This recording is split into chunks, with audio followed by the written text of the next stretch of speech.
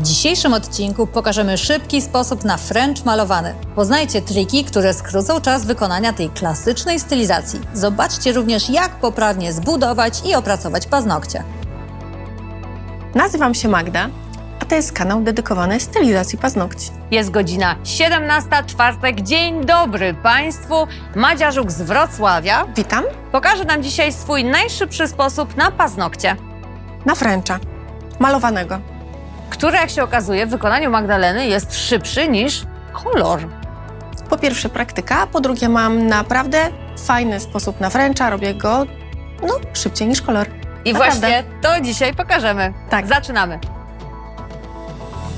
Która z nas nie ma ochoty na Frencha raz na jakiś czas? Jeżeli za każdym razem, kiedy zabieracie się za tą stylizację, kończy się wiązanką przekleństw, nerwowymi ruchami i poprawianiem białych linii, aby wszystkie do siebie pasowały, Magdalena Żuk dzisiaj przedstawi Wam niezawodny, szybki i prosty sposób na idealnego Frencha. Na opracowaną płytkę naturalnego paznokcia nałożyliśmy primer bezkwasowy, następnie wtarliśmy Perfect Base. Szkielet zbudowaliśmy żelem Take Your Time Builder, natomiast budowę wykonaliśmy żelem Easy Shape Cover. Opiłowany paznokieć przeciągnęliśmy cienką warstwą Mineral Base w kolorze Natural. Końcówkę French namalowaliśmy żelem X-White, a całość wykończyliśmy tip-topem. Na skórki nałożyliśmy ulubioną oliwkę Magdy o zapachu Seven Heaven. Do opracowania naturalnego, jak i przedłużonego paznokcia wykorzystaliśmy pilnik Moon o gradacji 100×180. Powierzchnię paznokcia wygładziliśmy bufferem o gradacji 100×180. Do wcierania bazy oraz układania żelu wykorzystaliśmy pędzelek Gel Brush numer 6, a białą końcówkę Frencha namalowaliśmy pędzlem Master Nailer 007. Do zaciśnięcia paznokci w celu uzyskania idealnego tunelu użyliśmy metalowej zaciskarki. Pierwszym krokiem jest klasycznie dezynfekcja. Dezynfekujemy swoje dłonie, zakładamy rękawiczki, dezynfekujemy dłonie klientki, czekamy aż preparat na dłoniach klientki nieco odparuje i dopiero przechodzimy do działania. My pracujemy dziś na wcześniej przygotowanym paznokciu, opracowanym i zbufferowanym. Przystępujemy do skrócenia wolnego brzegu pilnikiem 100×180, zostawiając jedynie 1 mm wolnego brzegu. Matowimy płytkę tym samym pilnikiem. Delikatnie, ale bardzo dokładnie, jeden raz w jednym miejscu. Odpylamy Ice Cream Brushem, pozbywając się nadmiaru pyłu. W ruch wchodzi frezarka. Ustawiamy obroty na 10 000. Pracujemy frezem Cuticle numer 9, oczyszczając powierzchnię i odpychając delikatnie skórki. Zaczynamy od lewej strony, następnie zmieniamy obroty na prawą stronę, intuicyjnie robiąc to samo po prawej stronie przy wale okołopaznokciowym. Jest to tak zwane odbicie lustrzane. Odpylamy paznokieć z nadmiaru pyłu i przemywamy fioletowym cleanerem, składając wacik na 4 części. Dzięki temu mamy większą kontrolę nad tym, co robimy. W zależności od naturalnej płytki dobieramy primer. Dzisiaj wybieramy primer bezkwasowy, dlatego że płytka nie należy do problematycznych. Primer nakładamy w niewielkiej ilości na całą powierzchnię paznokcia pociągłym ruchem, tak jak przy malowaniu lakierem klasycznym. W przypadku primera bezkwasowego nie musimy czekać, aż przystąpimy do kolejnego kroku, jakim jest nakładanie bazy. Rozpoczynamy od wyłożenia minimalnej kropki Perfect Base na środku płytki pędzelkiem z butelki i mięsistym ruchem pędzla numer 6 wcieramy bazę w paznokieć. Po rozprowadzeniu produktu utwardzamy go w lampie przez 60 sekund. Sięgamy po fioletowe formy. Jednym sprawnym ruchem, pracując samym kciukiem, przyklejamy jajeczko na spód formy. Dzięki temu forma stanie się jeszcze bardziej sztywna. Rozrywamy perforację. Następnie formę rolujemy w palcach za pomocą kciuków, aby łatwiej było podłożyć ją pod paznokieć. Każda płytka posiada swój naturalny tunel. Nawet jak mówimy, że paznokcie są płaskie, to one i tak nigdy nie są płaskie, tylko po prostu mają mało zagięty tunel. Dlatego jeżeli bierzemy formę i ona jest całkiem płaska, to będzie nam ją ciężej podłożyć. Lepiej jest ją sobie nieco wygiąć, wtedy łatwiej się dopasuje do naturalnej płytki. Dopasowujemy formę pod wolny brzeg naturalnego paznokcia i sprawdzamy, czy nie ma potrzeby podcięcia.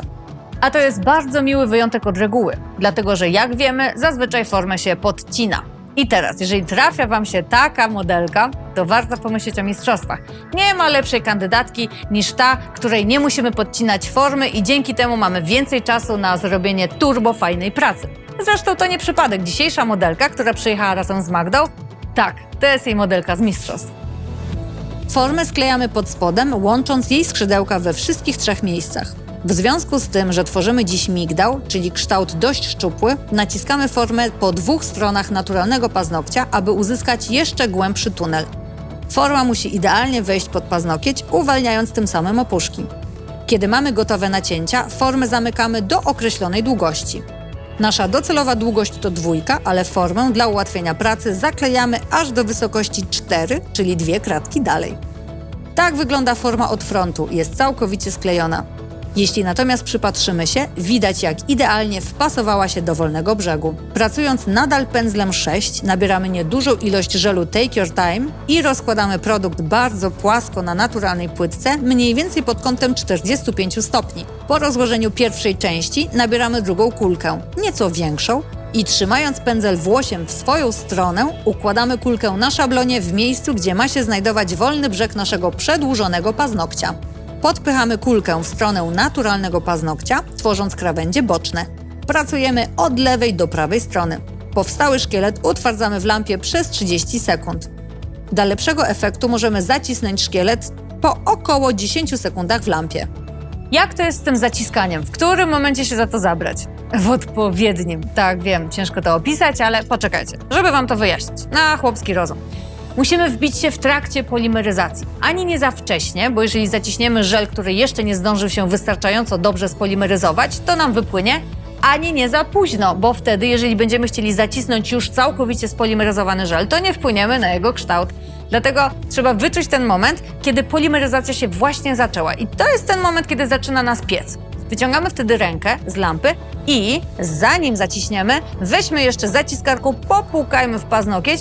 Musimy to usłyszeć, zobaczyć, że faktycznie ten szkielet jest już ciałem stałym. I wtedy zaciskamy i to jest dobry moment. Formę ściągamy, delikatnie podważając z obu stron palcem, następnie odklejając.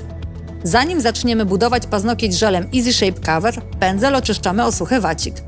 Nakładamy na oczyszczony pędzel minimalną ilość produktu i rozkładamy na płasko po całej długości przedłużonego paznokcia, tworząc tak zwane lodowisko.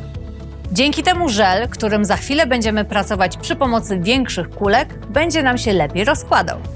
Aplikowanie żelu dzielimy na 2 kulki, mniejszą i większą. Większą kulkę kładziemy na środek naturalnego paznokcia i nie odrywając pędzla od produktu, delikatnie pod kątem 45 stopni podpychamy żel do skórek, zostawiając minimalny dystans, aby stworzyć idealny spad od apeksu do skórek. Pozostałą część kulki ruchem wahadłowym od lewej do prawej strony i nadal nie odrywając pędzelka, przeciągamy materiał w stronę wolnego brzegu. Kiedy produkt pod pędzelkiem kończy się, dokładamy drugą kulkę, mniejszą. Układamy ją na wolny brzeg paznokcia, pracując pędzlem na płasko, ruchem podpychającym, łącząc z uformowaną wcześniej większą kulką. Następnie, wciąż nie odrywając pędzla, schodzimy w stronę wolnego brzegu. Pamiętamy, że im bliżej wolnego brzegu, naszego produktu powinno być coraz mniej. Jeżeli na paznokciu mamy jakieś nierówności, układając pędzel na sztorc do paznokcia, ruchem niteczkowatym wyrównujemy powierzchnię żelu Easy Shape Cover. Utwardzamy w lampie przez 60 sekund. Po około 20 sekundach możemy zacisnąć, aby nasz tunel był jak najbardziej wydatny. Zanim jednak przystąpimy do zaciśnięcia, pamiętamy, tak jak przy poprzednim kroku, aby sprawdzić poprzez stukanie, czy żel już jest dobrze utwardzony. Wacikiem i cleanerem Wipe Off przecieramy lepką warstwę utwardzonego żelu. Przystępujemy do piłowania. Bierzemy do ręki pilnik 100×180 mun i pracujemy gradacją 180. Zaczynamy od wyprowadzenia kształtu wolnego brzegu, piłując po 2 stronach łagodnym łukiem. Wizualnie dzielimy paznokieć na pół i sprawdzamy, czy nam się lewa i prawa strona zgadza. Czy są symetryczne. Jeżeli paznokieć jest równy, wyrównujemy samą końcóweczkę. Następnie prostą stroną pilnika opiłowujemy krawędź na prosto z obu stron paznokcia. Robimy to celowo tylko w jedną stronę, czyli od klientki do stylistki. Dzięki temu nie przepiłujemy krawędzi bocznych i nie naruszymy konstrukcji paznokcia. Następnie podkładamy pilnik od spodu i delikatnie zaokrąglamy krawędź zbudowanego paznokcia. Przechodzimy do obróbki powierzchni zbudowanego paznokcia. Układamy pilnik na płasko, przytrzymując go palcem i przesuwając od góry do dołu, wyrównujemy powierzchnię od apeksu do wolnego brzegu. Kończąc piłowanie tym ruchem, zerkamy na paznokieć od strony tunelu i oceniając grubość linii włosa, w ten sam sposób zbieramy nadprogramowy materiał. Kolejnym krokiem jest piłowanie powierzchni przy skórkach. Wykonujemy to okrągłą częścią pilnika, układając go pod kątem, aby nie naruszyć apeksu.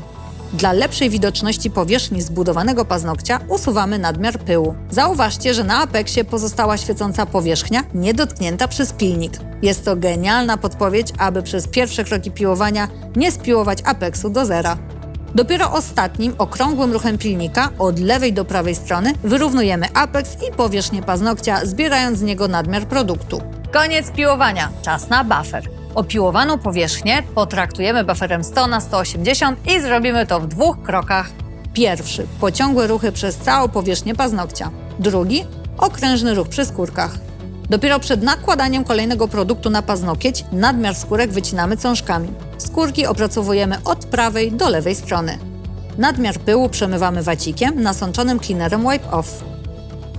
Po przytarciu zauważyliśmy bąbelek powietrza, który wcześniej ukryty był w produkcie. Dobrym sposobem jest użycie w takim momencie primera bezkwasowego. Ulubione produkty Magdy do fręcza malowanego to biały żel X-White oraz baza mineralna w kolorze Natural. Nakładamy małą ilość produktu, przeciągamy po paznokciu od skórek w stronę wolnego brzegu. Bazę utwardzamy w lampie przez 30 sekund. Przechodzimy do meritum, czyli szybki sposób żuka na fręcza malowanego. Wspomnianym wcześniej X-White'em, a dokładniej minimalną ilością produktu malujemy boki paznokcia od opuszka w stronę środka wolnego brzegu. Ten sam ruch wykonujemy z lewej i z prawej strony paznokcia, symetrycznie jak w odbiciu lustrzanym. Następnie układamy pędzelek na prosto i domalowujemy powierzchnię na samym środku pomiędzy namalowanymi wcześniej liniami. Pędzelkiem 007, lekko nasączonym w X-White'cie, wyrównujemy linię uśmiechu. Używamy X-White'a, to znaczy wiecie, użyć to można każdego produktu, jakiego dusza zapragnie, ale X-White naprawdę nadaje do tego zadania, ponieważ jest mocno, bardzo mocno napigmentowany i jest bardzo rzadki. Dzięki temu jesteśmy w stanie wyrysować piękną linię uśmiechu, która od razu nam się super odcina, nie musimy dodawać drugiej i trzeciej warstwy i przez to, że jest taki super cienki i od razu kryje, unikniemy efektu kaczego dzioba, tak zwanego kaczego dzioba, na końcówce paznokcia. Pamiętajmy o wyciągnięciu cieniutkich wąsów z lewej i z prawej strony końcówki fręcz. Uważnie spójrzmy na paznokieć od strony linii włosa i nie zapominajmy o pokryciu również tej części produktem. Jeżeli nasza linia fręcza jest satysfakcjonująca, utwardzamy ją w lampie przez 30 sekund. Ostatnim etapem jest nabłyszczenie paznokcia, w tym przypadku użyjemy tip-topa. Nie zapomnijcie o linii światła, która w przypadku fręcza lubi się załamywać w okolicy białej końcówki. Sposobem żuka na zniwelowanie załamania światła jest użycie odrobiny większej ilości produktu i rozłożenie go za pomocą pędzla ustawionego od góry do paznokcia metodą niteczkową.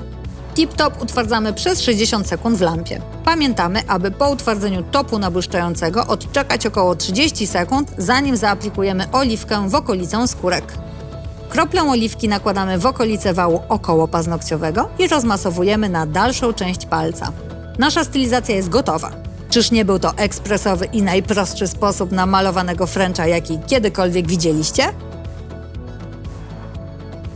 I to już koniec naszego odcinka. Trzymam kciuki, że spróbujecie metody fręcza według żuka. Dacie nam znać w komentarzach, jak poszło. I pamiętajcie, że jesteśmy w każdy czwartek, zawsze o godzinie 17. Jeżeli ciekawi Was, co będzie za tydzień, tutaj można nas subskrybować. Dzięki za uwagę. Cześć!